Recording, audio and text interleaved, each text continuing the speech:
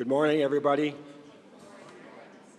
Thank you for joining us for the IVC Morning of Reflection in celebration of the Feast of St. Ignatius.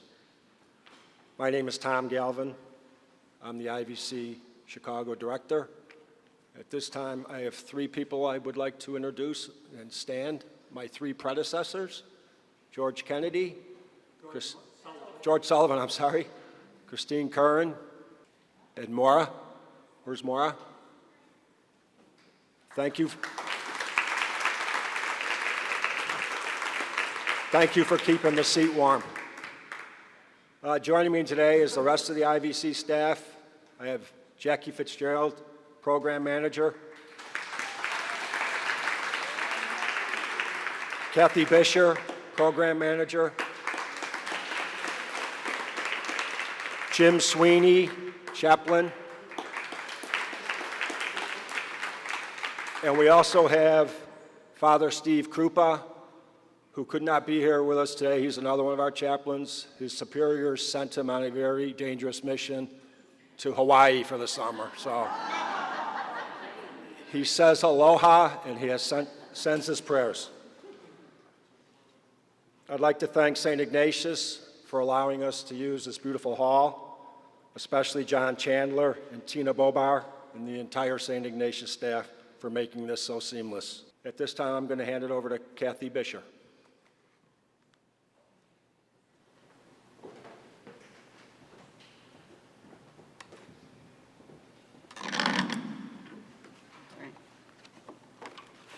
Thank you, Tom. Good morning, everyone. As Tom shared, my name is Kathy Bisher, one of IVC Chicago's program managers, and I add my welcome to this morning's celebration of St. Ignatius of Loyola. This year, we celebrate one of St. Ignatius's greatest gifts to us, engaging our imaginations in order to praise, reverence, and serve God, and in doing so, to save our souls. Even if we are not mindful or present to it, from the minute we wake up in the morning until we rest our heads on the pillow at night, we are steeped in imagination. Each experience we have of every moment of our day points to imagination, that of another human and that of God. Someone imagined the outfit you put on this morning. Someone imagined the mode of transportation that brought you to this place. Someone imagined the spectacular architecture and beauty that is the Church of the Holy Family and this lovely hall. God imagined the flora and fauna that we encountered walking between the church and this hall. God imagined a universe where stars twinkle and planets spin and humans sing songs, tell stories, and form community, all through the use of the imagination. This morning's speaker deeply engages the imagination. As an author of prose and poetry, as a professor of Flannery O'Connor and Dante, as the Associate Director of the Curran Center for Catholic Studies at Fordham University, Angela Lima O'Donnell takes seriously the divine and human activity of imagining. Her most recent book of poetry, titled Holy Land, invites us into her imaginings of the Holy Land, both in its concrete geographic reality and its fleeting, ambiguous appearances far from Galilee and the River Jordan. Angela serves on the organizing committee for a national biennial conference on the Catholic imagination, and just 4 weeks ago, she played an instrumental role in imagining and implementing an international conference on the global aesthetics of the Catholic imagination in Rome. During that conference, Pope Francis spoke with Angela and her colleagues, tasking with this challenge, quote, "Not to explain the mystery of Christ, which is ultimately unfathomable, but to enable us to touch him, to feel his closeness, to let us see him as alive, and to open our eyes to the beauty of his promises. because his promises appeal to our imagination. They help us to imagine in a new way our lives, our history, and the future of humanity. Please welcome to the podium Angela Lima O'Donnell as she brings us closer to Christ by engaging our imaginations through her presentation and poetry.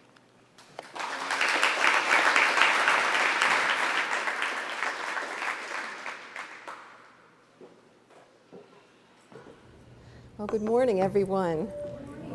I am just delighted and honored to be here to speak with you on the feast day of a saint who is so near and dear to all of our hearts. Kathy was just speaking about the imagination. I can't think of a more beautiful way to get started than the Mass that we just had in that very beautiful church. We're surrounded by so much art. The art of the Mass itself, the rhythms of the Mass, the language of the Mass, the poetry of the readings, the poetry of the Psalms. So we've really already started, even before we begin now. I'm going to be, as Kathy mentioned, I'm going to be talking about the power of the imagination and the saints, both secular and sacred, who exercise that power and who enable us to exercise it as well. So I'm going to put up this slide that features some of the saints that I'll be mentioning today. And I'm putting saints in quotation marks because one of them, the guy in the center, who everyone will recognize, is a bona fide saint according to the church. But the others are holy artists who are companions along the journey and help us to see the good and the beautiful in the world as well. Some of you may recognize some of those saints. Anybody want to name some of them? Frank Sinatra, yes, who knew? Frank was a saint. Who else? I'm sorry? Vincent van Gogh is up there. Yes, he is. Others? Flannery, Saint Flannery. She's especially close to my heart and many people's hearts. Any others that you recognize? Giant stuffs. I'm sorry? Giant stuffs. The saxophonist. Oh, The giant stuff. thank you. Clarence Clemens, Bruce Springsteen's saxophone player, who also is going to come up in this talk as well. Anybody else? Chief Black Elk. Yes, very good, thank you. He's probably the most obscure figure on here. And one more lady up in the corner, Toni Morrison, right, that great American Catholic writer. So these are some of the people whose wisdom and whose work I'll be drawing on this morning as we talk about the exercise of the imagination, and particularly the Ignatian imagination. So they're just sort of going to be our patron saints for the moment. Many of us in the audience today may be longtime educators, community organizers, products of Jesuit schools, and volunteers in Ignatian institutions, while some of us may be relatively new to the Ignatian charism. Regardless of how long we may have been laboring in these fields, we all have at least one thing in common: the desire to put Ignatian ideas into practice, to make the beautiful and powerful charism of St. Ignatius, which came into being nearly 5 centuries ago in 1534, relevant to the world we are currently living in and the communities that we are trying to serve here, now, in 2023. My own history with the spirituality of St. Ignatius has been one of joyful discovery, as I'm sure is the case with many of you in the audience. As the fourth of 5 children raised in a working-class Italian-American family, the O'Donnell is the gift of my husband, who is Irish. I am Sicilian. My name is Alimo. So I did not go to Catholic school because there were too many kids and not enough money for tuition.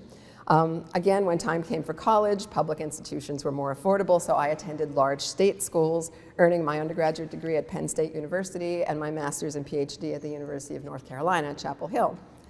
Given the fact that I had never attended Catholic school a day in my life and that I had next to no knowledge of the Jesuits, it was a wonderful piece of luck, and perhaps more than luck, that I found myself in my first job teaching English at Loyola University, Maryland, which was then called Loyola College. And it is also a wonderful piece of luck that I am to this day teaching at a Jesuit institution of higher learning, Fordham University in New York City. Indeed, in my 36 years as a professor, a professional professor, I've never taught anywhere other than in Jesuit schools. Teaching in a Catholic Jesuit school and learning about Ignatius's ideas of educating and serving my students opened up a whole new vista for me. As a professor, as a writer, and as a scholar, my interest in literature had always been grounded in the spiritual, But studying and teaching as a graduate student in a secular university, God did not enter into our classroom conversations very often. Suddenly, the subject of religion, which had been previously regarded as taboo in my educational experience, became available as a means of getting at the mystery of what it is to be a human being. In my classes on Flannery O'Connor, for instance, we could openly discuss her Catholicism, not as a random quirk of an admittedly quirky writer, but as a way of being in the world that is foundational to her theological, her philosophical, and her aesthetic vision. Teaching at a Jesuit school also introduced a whole new vocabulary to me, one that is likely familiar to many of us in the room, a vocabulary that introduced ideas that transformed my teaching. Cura personalis, everyone knows that one, right? The idea of the formation of a person that you are teaching that whole person, mind, body, and soul, not just filling people up with knowledge, a whole different way of educating. The magis, meaning no matter how much we are doing, we could always be stretching ourselves to be doing more. Eloquentia perfecta, as an English teacher, this is particularly dear to my heart, meaning that the goal of education, the primary goal of education, was to help students to speak, write, and communicate as eloquently as possible.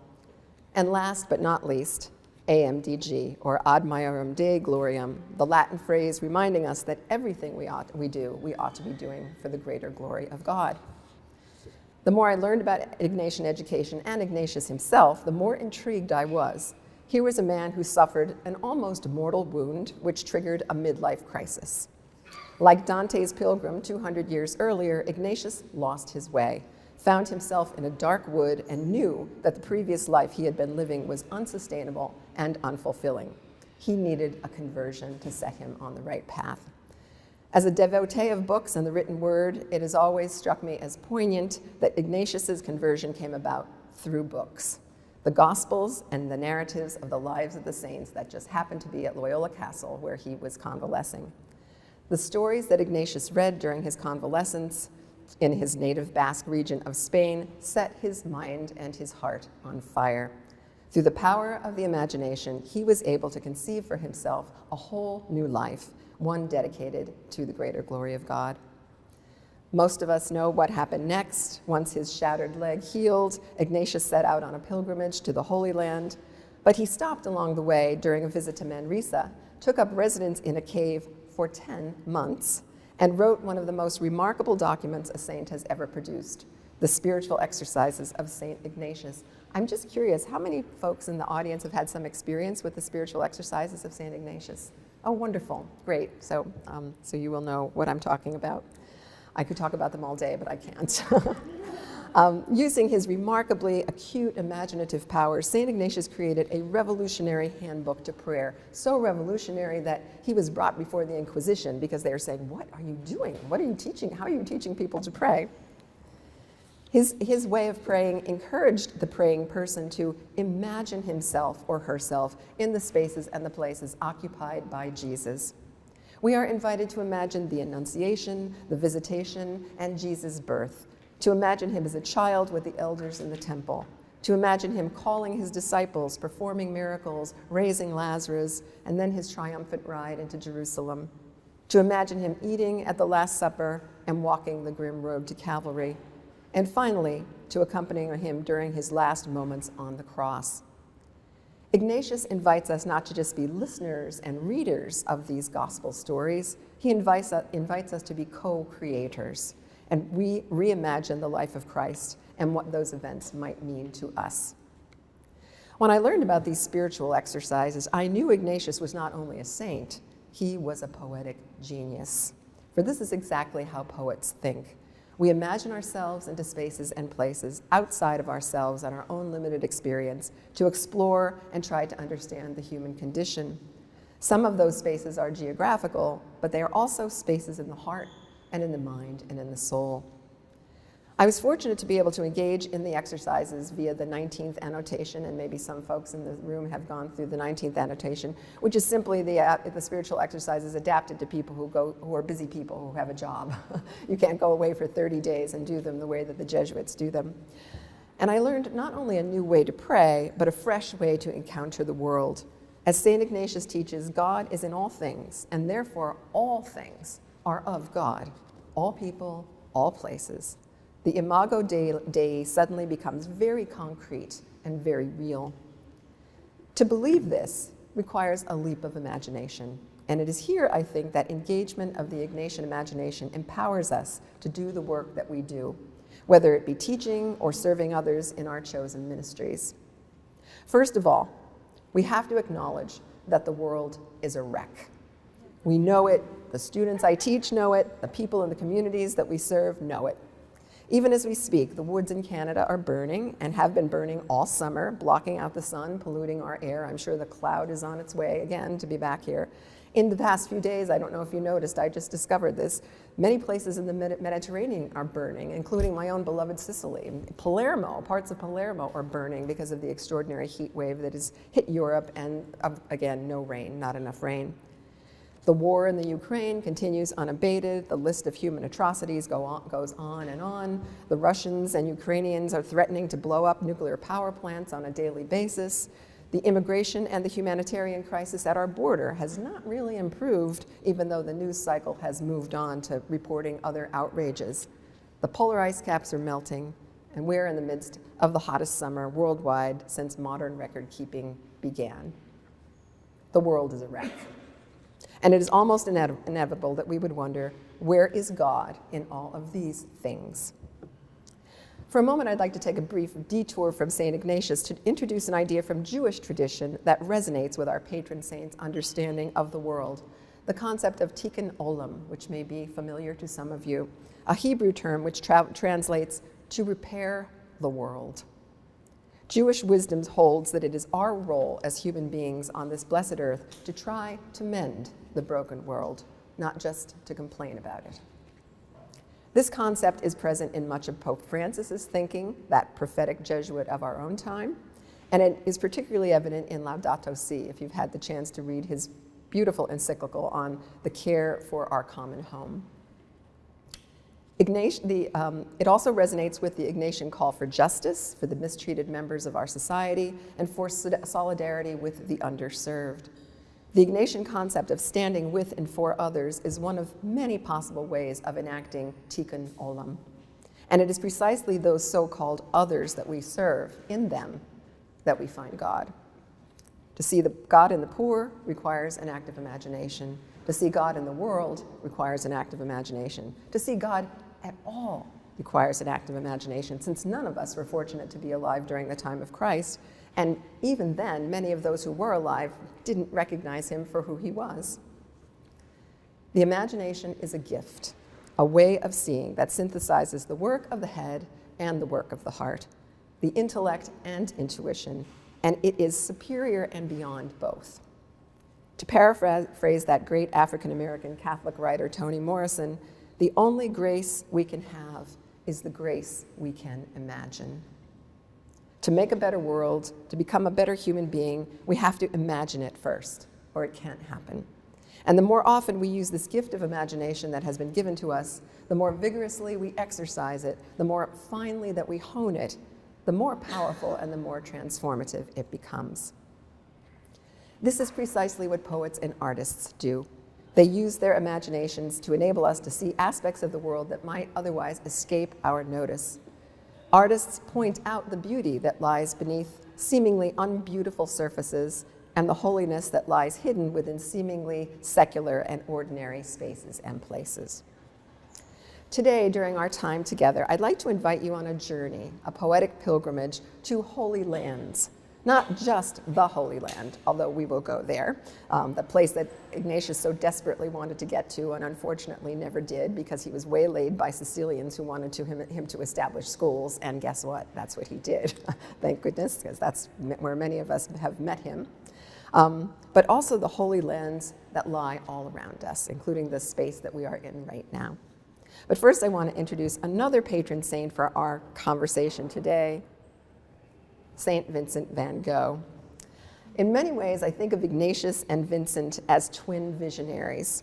Both saw divinity lurking in the things of this world and spent their lives celebrating that beauty and the power of God therein.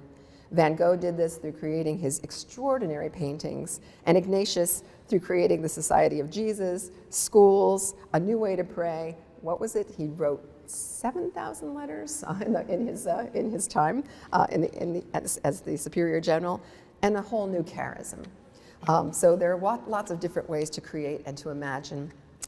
Both knew that the world is charged with the grandeur of God, to quote another great Jesuit, the poet Gerard Manley Hopkins, and sought to share that good news with others. So I had an experience.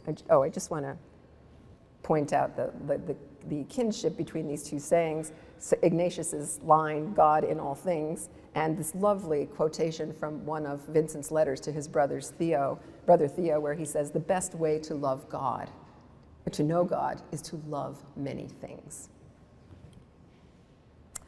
So I had an experience a few years ago when I went to the Noy Gallery in New York City, where they had a Van Gogh exhibition, and they had about 80 Van Gogh paintings, and it was just overwhelming. It was so beautiful and so powerful. Spending hours looking at the way that Vincent sees the world is absolutely transformative. You feel as though you're having converse with an angel, somebody who just sees the world in a radically different way.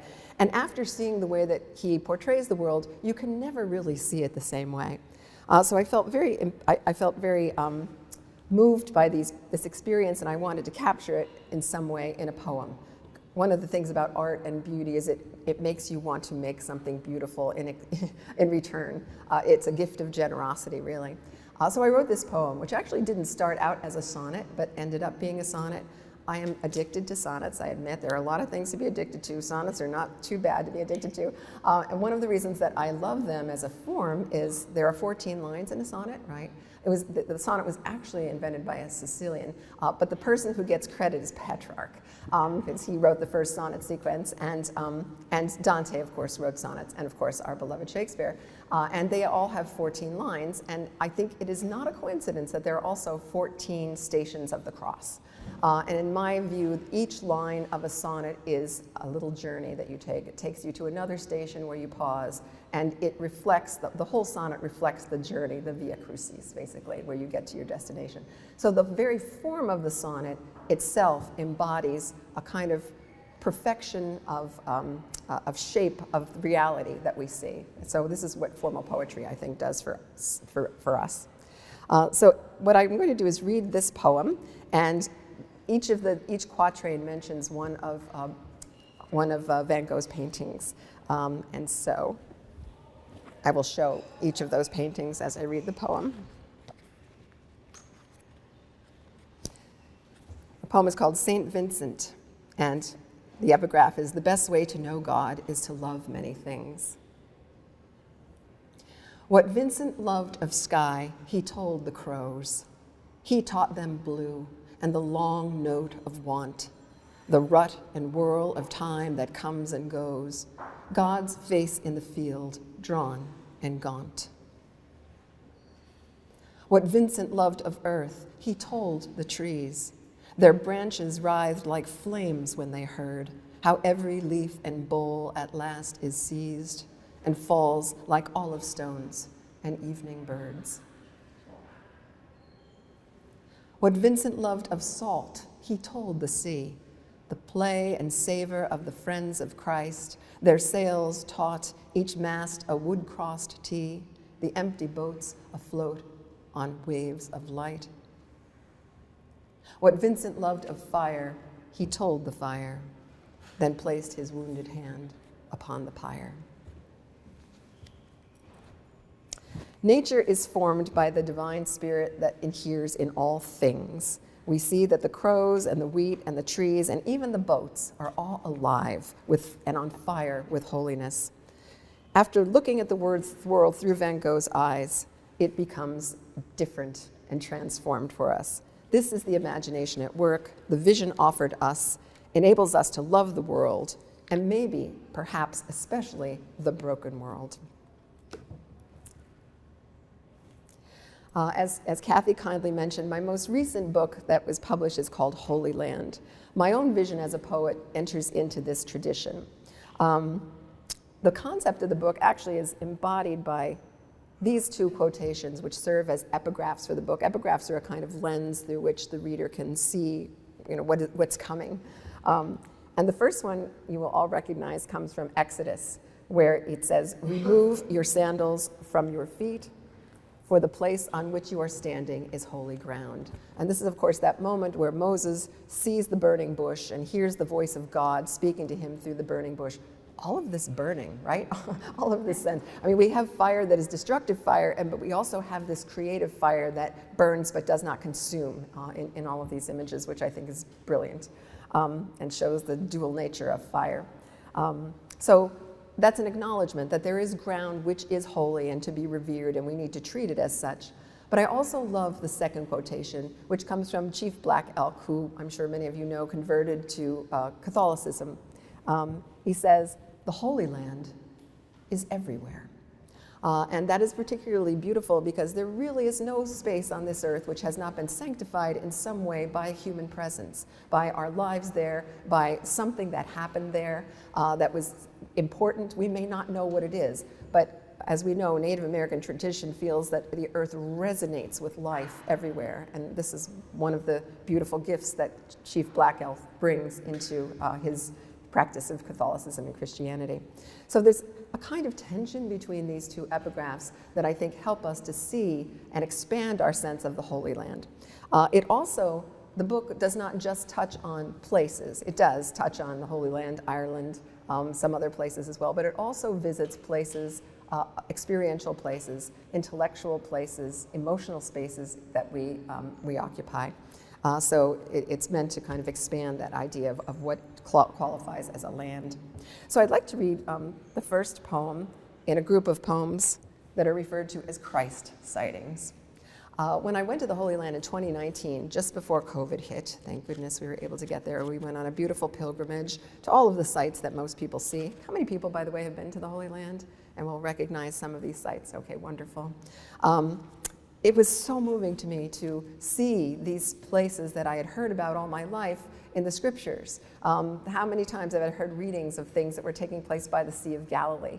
And every morning I run, no matter where I am. So I enjoy running by different bodies of water, different cities. So I found myself running at 7 o'clock in the morning along the Sea of Galilee. And it was pretty surreal.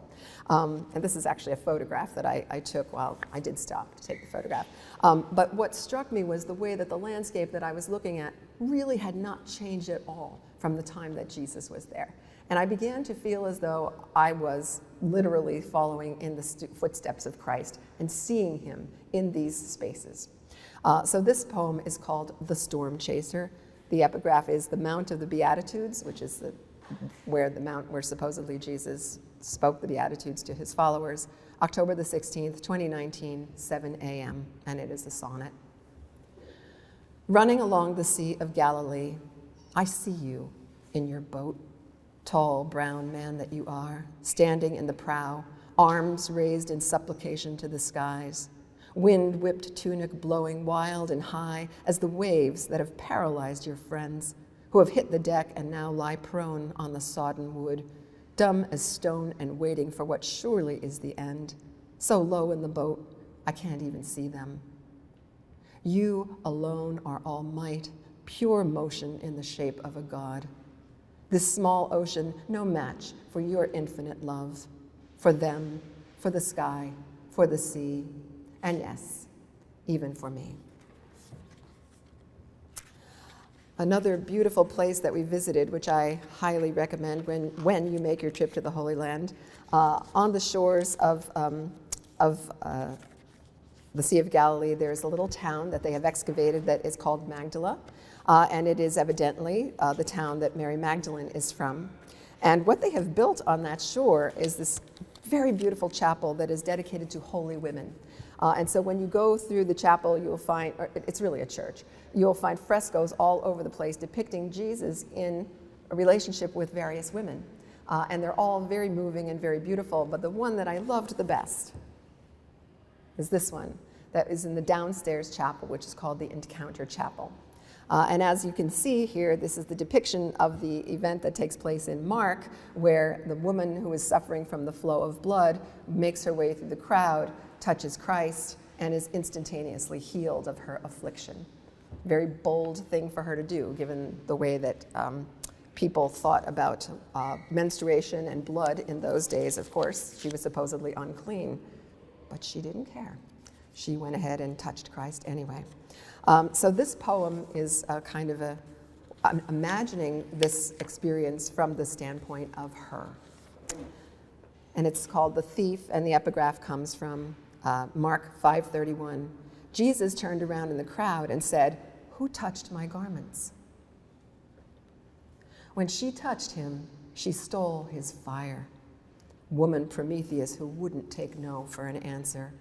She was bold and full of blood, despised creature who crept along the edges of the swollen crowd when she spied gold, bore her broken body to the sun center of the Lord's pulsing love. Call it a miracle it took two to make. Call it a reverse Midas moment. But tell it true and tell it blunt. Her sudden bout of faith, her long torment, her taking what her old God would not give. Long after his dying, she would live. A poem like this, writing it and also reading it, gives us an opportunity to reimagine a story that is very familiar to us and get to see it fresh and new, to use our Ignatian imagination, as Ignatius encourages us to do in the spiritual exercises, and come to a new understanding. And it's also interesting to me that so often, as we know, Jesus loved outsiders. They were his favorite people. The tax collectors, the prostitutes, those were the people he hung out with, not the intellectuals. And it's always the outsider that he is serving. And of course, this is what everyone is called to who is involved in Ignatian Volunteer Corps, JVC, any of these pursuits. Another moment, key moment in the gospel I was very powerfully reminded of when we went to the Mount of Olives. And of course, one of the very famous episodes that takes place there is when the woman taken in adultery is brought to Jesus by the Pharisees who want to trick him. And of course, Jesus' handling of this, as his handling is of everything, is very powerful. This poem reimagines this again, thinking of this from the woman's perspective. And there's a lot that's interesting about this story. And one of the wonderful things about the Gospels and the way that they challenge our imaginations is a lot is left out. You know, there's so much that you can read into. This is why Ignatius knows, like, re-experience these, because there's a lot of stuff that doesn't get mentioned. A story can only go on for so long. And so how do we read between the lines? What are some of the things that we might supply with our imaginations? So this poem is called The Mount of Olives, and the epigraph comes from John. And the scribes and Pharisees brought unto him a woman taken in adultery. I know this much. She didn't speak. Women are never believed when they do. She stood up to be judged, didn't seek mercy from those men. She knew they'd kill her, do what they wanted to do, or not, depending on one man they wanted to snare in their net, webbed and woven of half-true lies. Deciding who lives and who dies, blood sport to them, but not him. He bent down and wrote in the sand their names, and beside each one he wrote their sins, each daily failing, each man's debt. One by one, the sinners left.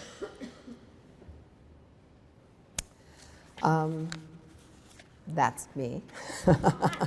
And that's my husband. Another wonderful and joyous moment in our pilgrimage was going to the Jordan River, which was not at all what I expected. This was another interesting thing. I had such different expectations of what these places would look like.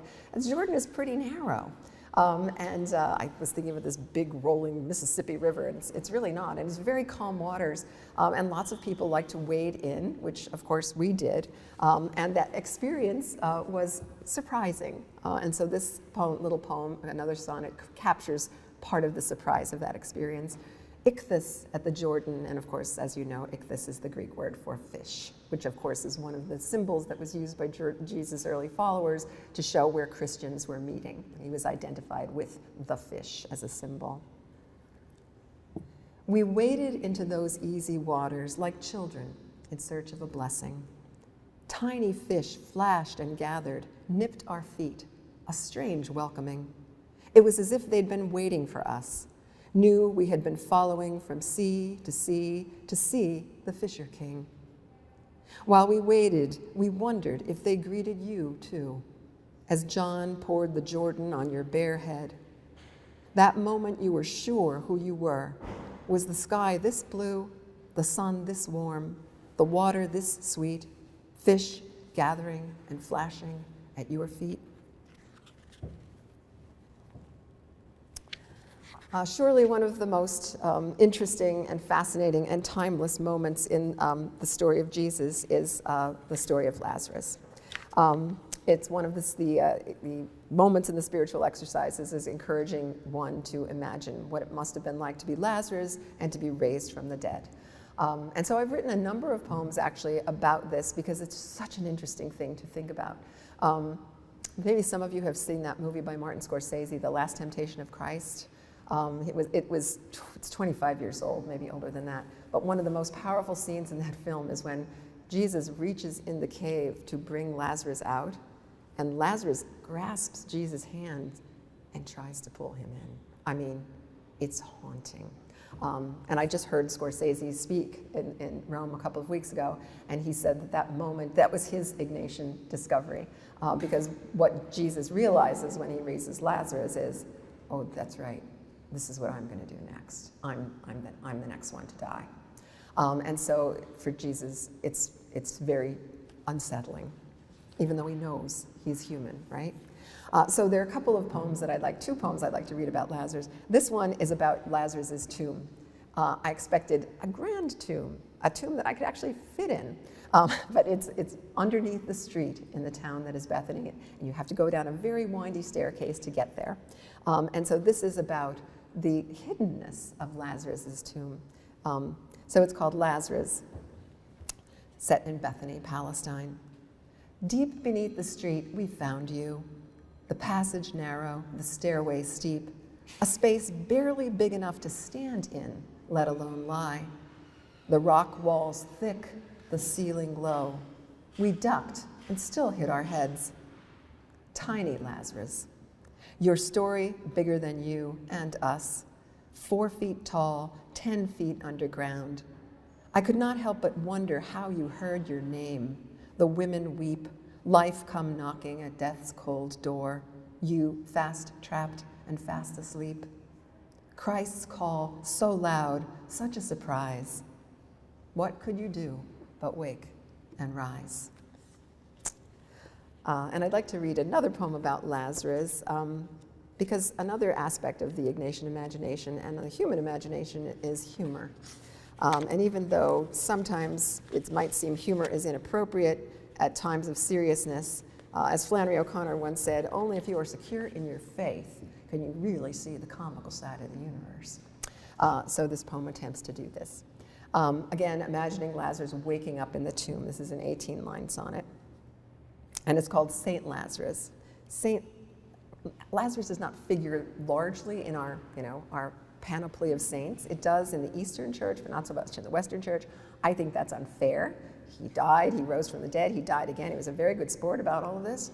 So it seems to me that he ought to be a saint. So, Saint Lazarus. He knit himself up a cable stitch of skin, pushed his left eye in its socket and then his right, cracked the knuckles in his fingers, now so thin, raised himself from the dirt and stood upright. Lazarus, Lazarus, don't get dizzy. Lazarus, Lazarus, now get busy. Mary's weeping, Martha's made a cake. Jesus is calling at the graveyard gate. Your closest cousin, happy you are dead, eyes Martha's sheep and Mary's empty bed. The chorus of voices sings him awake. Once a body's broken, it cannot break. He licks his lips and wags his muscled tongue, flexes each foot till the warm blood comes, turns from the darkness and moves towards the sun. A step, a shamble, a dead-out run.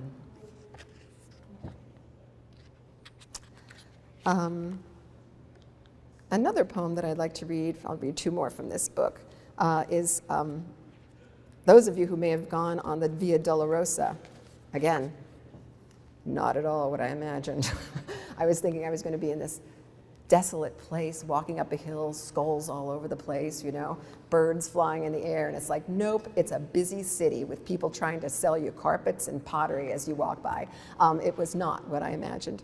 And one of the aspects of the Via Dolorosa that I thought was very powerful was at one of the stations, there is this hole in the wall, and it's right about the height of where you would put your hand if you were leaning up against the wall. And the story is that this is where Jesus, one of the places where he fell and had to support himself on the wall.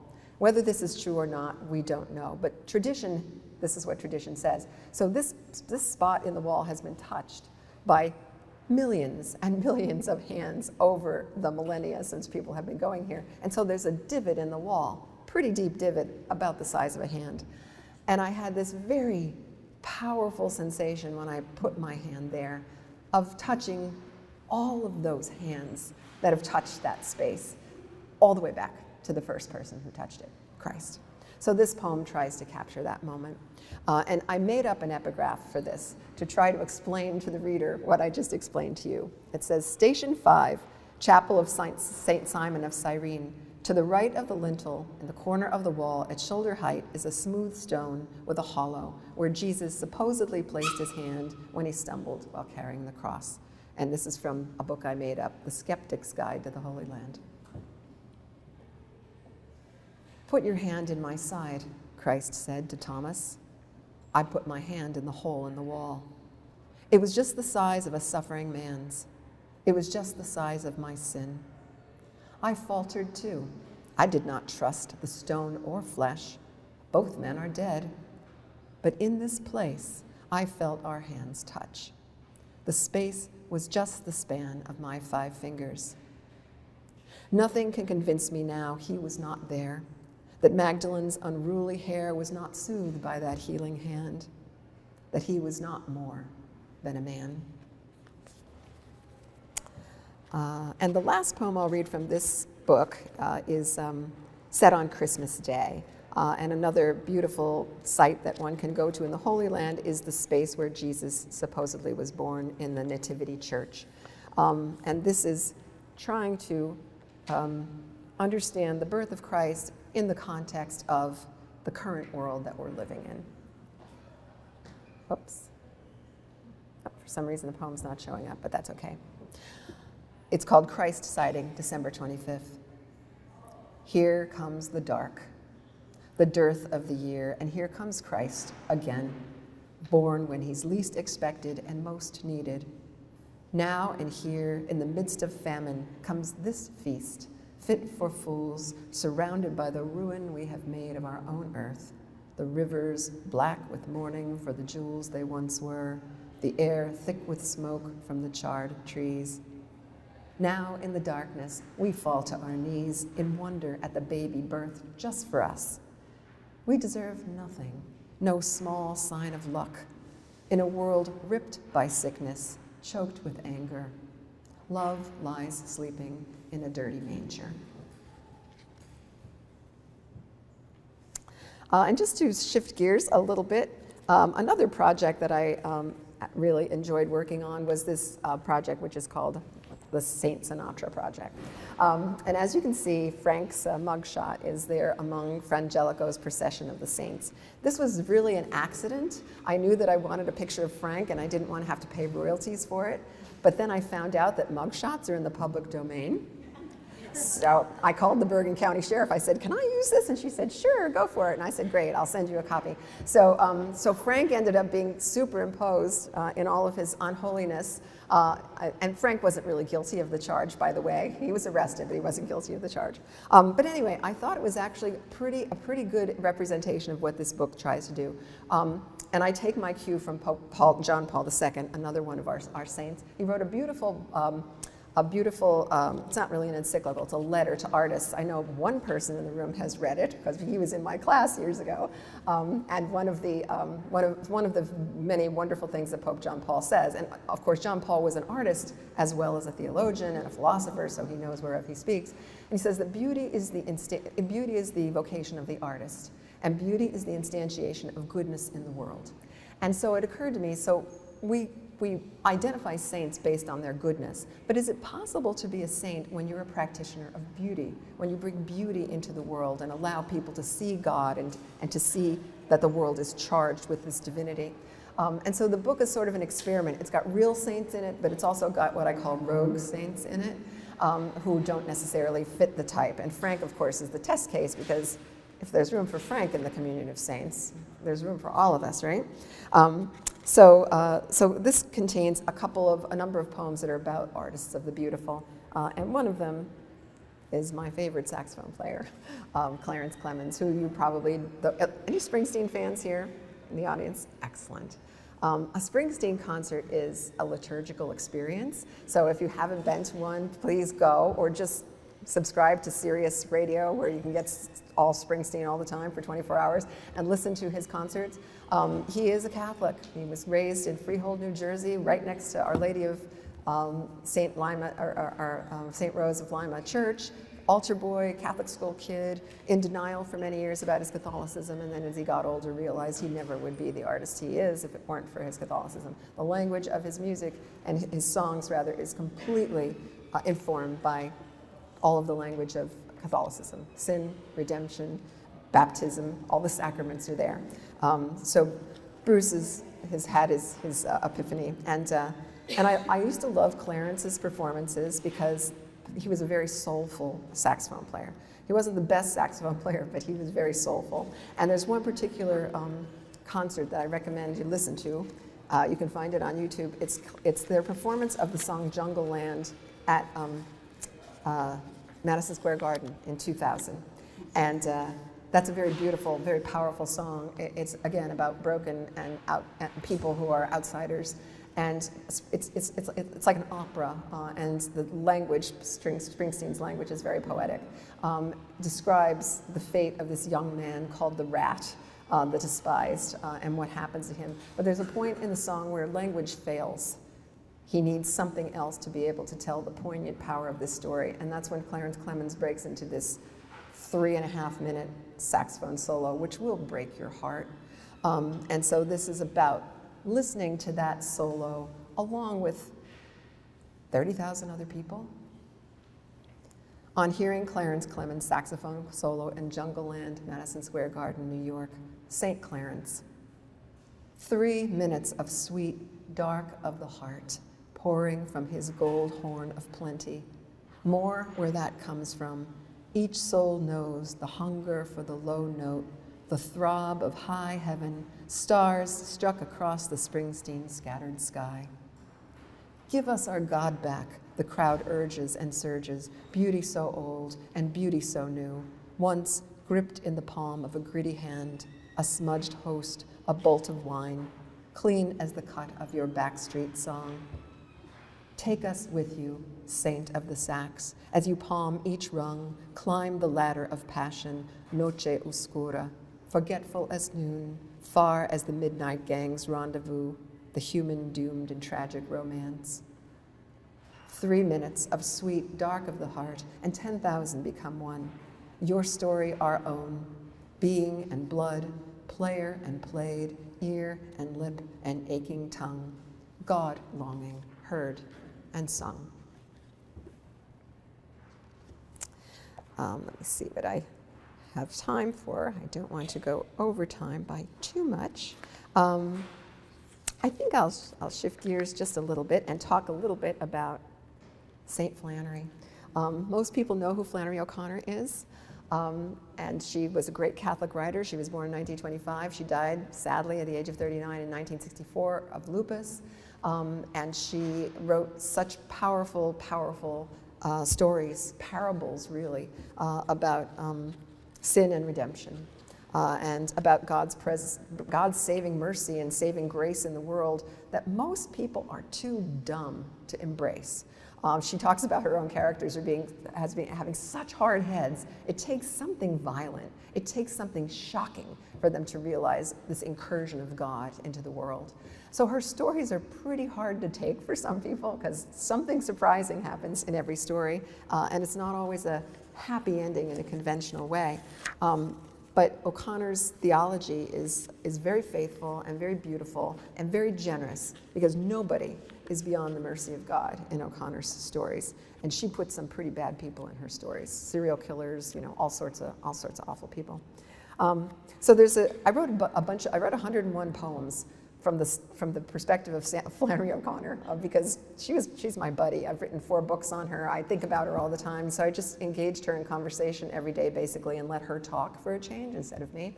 And these poems came out in which she expresses something very profound about her faith, and also what she's trying to do as a writer and with her imagination to make her faith available to others. And this particular poem came out of something that Flannery wrote to a friend of hers in one of her letters.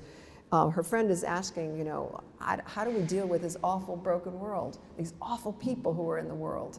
And Flannery's, saying to her, Christianity is hard. She says, if you believe in the divinity of Christ, you have to cherish the world at the same time that you struggle to endure it. So this is a sonnet in Flannery's voice. Not just love, but cherish the world, this world. From the Latin carus to the French cher, meaning dear, meaning costly, beloved, meaning hold it to your heart, meaning handle with care. This world, from Old English wereld, meaning human race, meaning age of man. This world, meaning our earth and her heirs, meaning all of us here, now, if you can.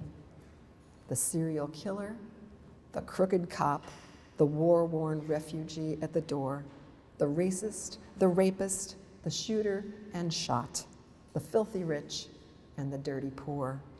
This world, ever ancient and ever new.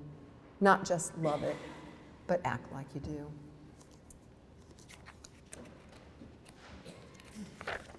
And I'd like to close with a couple of short poems that are at the end of this book, Holy Land. Number of us, I'm sure, a few years ago were very much preoccupied, troubled by what was going on, and it's still going on, unfortunately, in other ways, at the Texas-Mexico border in the spring of 2019. Every day we would get some other horrible report, followed by horrible images of inhumanity that was going on there, and we weren't doing very much about it. And so, as a sort of active imagination, very Ignatian in its spirit, I wanted to accompany, there's nothing I can do sitting up in my house in New York for people in Texas, but I felt like I could at least try to accompany them in imagination, to give them a voice, to try to tell their stories in some kind of way. And I decided to use a form that I don't usually use. It's called a triolet. And a triolet is a repeating form. It's only 8 lines, but you'll hear that 3 lines in the form get repeated a couple of times. And the idea of the triolet is to create almost a kind of an incantatory, song-like effect. It's very oral rather than something that you read on the page. So there are 15 of these. I'm only going to read a couple of them, but it's called Border Songs, and it's called, the subtitle is A Mercy of Triolets. And so I'll read a couple of them with the accompanying images. This is Border Song number 1. Say, stolen child, the world from which you've come. You can't go back, although you know you must. Your father grieves, your mother is undone. Say, stolen child, the world from which you've come. You, their only daughter, you, their only son. All their dreams are now turned to dust. Say, stolen child, the world from which you've come. You can't go back, although you know you must. This image I love. It was in New Yorker, I believe, and it was taken by a photographer who was down at the border. One of the things that happens evidently at the border is they basically take everything away from you, including your rosary. And so, of course, most of the people who are coming across the border are Catholics, and they're carrying rosaries with them. And so he found this collection of rosaries very moving and very much a reminder to us of how little these people have and how cruel it is to have them part with something that is so important to them. So this little border song tries to acknowledge that. Border Song number 2. They confiscate your rosary when you come. I cannot go to sleep without one, thumbing each bead until the night is done. They confiscate your rosary when you come. There's nowhere to hide it, nowhere to run. It was my dead mother's, now I have none. They confiscate your rosary when you come. I cannot go to sleep without one. Border song number 4, from the perspective of a mother. My child sleeps in a cage, and yet he sings, like the birds of paradise we left behind. Knowing nothing of the fear the future brings, my child sleeps in a cage, and yet he sings. The children in the States live like kings. The lies they told us haunt my waking mind. My child sleeps in a cage, and yet he sings, like the birds of paradise we left behind. This is a picture of the inside of Donald Trump's apartment in Trump Tower on Fifth Avenue in New York City. Border song number 13. Our country has a border crisis. Our president eats cake and tweets. It's much less fun than fighting ISIS. Our country has a border crisis. A rich man doesn't know how priceless freedom is. He eats and eats. Our country has a border crisis. Our president eats cake and tweets.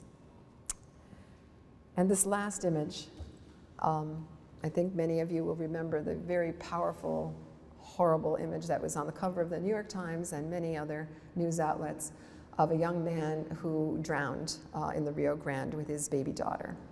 And that photograph was absolutely devastating. So I didn't have the nerve to use that here.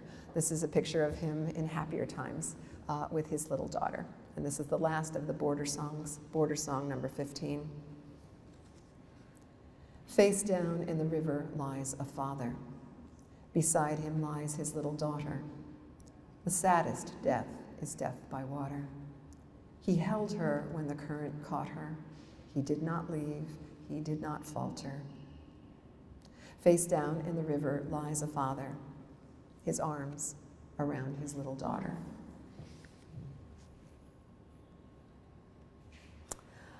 So I think I'll just quickly go back to our theme about the fact that the world is a wreck. Not a happy note, but one that we have to acknowledge. And it's a kind of a, interesting, again, this metaphor keeps coming back. I wrote a book of poems during the pandemic. Every day I wrote a poem because I was losing my mind. And I was like, this is a way for me to create some order in the chaos of what we experienced during the pandemic. And so then chose the ones that I thought were, sort of give us it's called a pandemic pilgrimage, the love in the time of coronavirus, that sort of map our journey from March 21st, 2020 to March 21st, 2021. And I chose that day because that was the day New York City shut down. And New York City never shuts down, so we knew something. When they canceled the St. Patrick's Day parade, that was when I knew something was really up, because I knew they wouldn't do that if it weren't something serious. But anyway, interestingly, the first poem of this collection uses the image of fire, which has been so present to us today. And it describes not just the virus, but the state of the world. And of course, one of the things we know about the virus, and any virus, is the more havoc we wreak on our environment, the more these viruses are going to come out from the places where they usually are, hidden away. So we can look forward to more of this in the future because of the state of the world and more of a requirement for tikkun olam. So this is called The Fire. The world is burning, and we don't have a clue how the fire started, when or where or who lit the match and held it to the kindling trees, watched the blaze blossom, set fire to the bees who were too busy being to feel the heat rising around them, devouring the flowers. It took years, not months or weeks or hours, to lay it to waste. Every city and street is a ghost town now. We haunt our own dreams. The world as it used to be only seems impossibly green, sweet, blue, and true, like a photo you took once, and now you study to find yourself, trying to lay claim to love before it went up in flame. And the last poem I'll read is an acknowledgement that the world is a wreck, but guess what? We have to love it anyway. And so this poem is called, it's the first poem in Holy Land, it's called The Journey. And it's a journey that we all take together, that we've been taking together today, and will continue. We were warned about the weather, but we made the journey anyway. We hoped for something better than the lost lives others led. We were in love, and we were wed to the future, brighter days than any we'd seen in our bleak town. Call it hope. Each new place we found was rich in what our old world lacked. We heard new music we learned to play. Once you leave, you can't go back to the dead city blues you'd known as a child.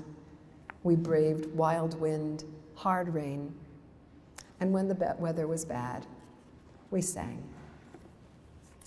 And that singing is a form of tikkun olam. Poets heal the world one syllable at a time, one word at a time. We all find the ways to do this, right, to heal our world. So what I would like to do now is to give us some time for some small group discussion.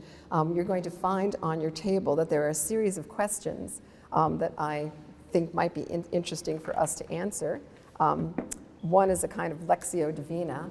What words or lines or moments from the poems or images from the paintings or photos stood out to you or spoke to you or stick with you after hearing or seeing them?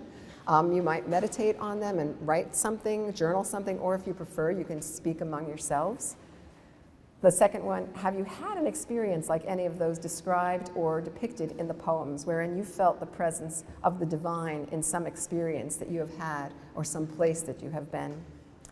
The third one, I kind of like this one, who are the saints of the imagination in your life?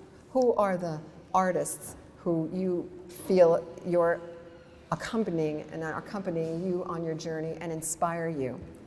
And then what are the holy spaces and places in your own life? And I'm going to put up another slide of more of my favorite people, my favorite saints. Mary Lou Williams is up there. Any jazz fans? Mary Lou Williams, the great jazz pianist who wrote 5 jazz masses, converted to Catholicism in New York, stopped playing music and opened up her home so that she could take care of drug-addicted friends of hers who were jazz musicians. She was responsible for converting Dizzy Gillespie and his wife Lorraine. She went to the St. Patrick's Cathedral and said, I have a jazz mass, I'm going to play it here. And they said, okay. So she is a force of nature. She was a force of nature. So she is one of my favorite great Catholic artists. Of course, Dante, the great Catholic poet all of us have to love. My new book that's coming out, by the way, is called Dear Dante. And there are a series of poems that are in conversation with Dante. Frida Kahlo, the Mexican artist, who really did not, subscribe to her own Catholicism, but she can't shake it because she's so deeply informed by Catholicism, as all of her paintings are. There's Bruce, of course, whom we talked about earlier. Ignatius is there, and then you'll also see a picture of me with the Pope, who I met a few weeks ago. I've always been a big Francis fan, but I'm even more of a Francis fan now after meeting him because he is as wonderful and as ebullient and full of holiness as I suspected he was. And if you look closely, I'm handing him a copy of these 2 books, and he actually accepted them and said, thank you. So I'm kind of hoping that my books are going to show up in Francis's homilies one of these days, I don't know what I would do with myself if that happened. So he was really, that's one of the best moments of my life, without a doubt. And of course, here are more. I didn't put Michelangelo himself because we don't love him, his image, we love the things he created. So the Pietà, Alice McDermott up in the corner, the great Mother Teresa, who was able to imagine a whole new order and a whole new way of relating and taking care of the poor. The great Seamus Heaney, Irish poet, Richard Rodriguez, the great Mexican-American writer from California, Dorothy Day, Imagine the Catholic Worker, and made it happen, and it's still thriving. Thomas Merton, of course, his many contributions to not only American Catholic literature, but also to the American Catholic Church, to making it the church that it has become. Pope John Paul, who we mentioned earlier. And then in the corner, slightly on the edges, very much on the edges, Andy Warhol, who, as I'm sure you know, was a lifelong Catholic, grew up Catholic, went to church even when he was living a very strange life. His mother lived with him for 20 years in his Manhattan brownstone, and his apartment was full of religious memorabilia. And there was a very beautiful exhibition at the Brooklyn Museum last year that had like 115 artifacts from Warhol's work and house. And you just realize he was super saturated with Catholicism. His Madonnas were there, I mean, images that we don't necessarily associate with him. So it was very beautiful. So these are some of the people that I feel I'm accompanying and and fire my imagination. You may have some of your own that you might like to mention in your small group conversation. So something exciting is about to happen. Before that happens, though, I just want to thank you all for your wonderful attention. It's been a joy to speak with you today, and I look forward to continuing our conversation later.